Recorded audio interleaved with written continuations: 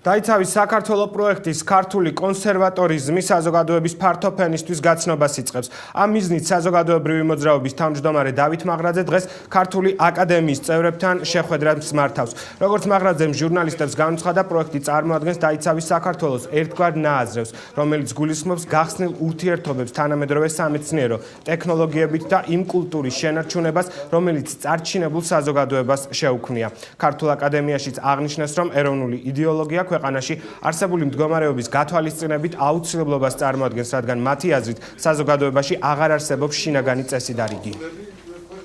ახალი ქართული კონსერვატიზმი გულისხმობს თანამედროვე სამეცნიერო ტექნოლოგიებისადმი გახსნილ ურთიერთობას და იმ ღირებულებების, იმ კულტურის შენარჩუნებას, რომელიც წარჩინებულ კაცობრიობას შეუქმნია. ანტიკური სიბრძნე, ქრისტიანული ზნეობა, კლასიკური განათლება, თავისუფალი პიროვნება. მარტივად გულისხმობს იმას, რომ ძველი საუკეთესო არ უნდა დავკარგოთ, უნდა ვისწრაფოდეთ აუცილებლად მომავალი ცივილიზებული და ევროპული სამყაროსკენ, განათლებული საქართველოსკენ და ამავე დროს აი ძველი ანტიკური და ასევე ცივილიზებული, რაც ადრე ქონდა ჩვენ წინაპრებს, საუკეთესო ეს ყველაფერი მოხდეს რაღაცა სინთეზში და შეიქმნას მოდელი ისეთი ქვეყნისა, საითაც გვინდა სწრაფო. ამას ჩვენ ვერ მოვახერხებთ, მომავალი თაობებმა უნდა ყოველთვის შუქურა უნდა იყოს, საითკენ უნდა დაიძრეს საზოგადოება.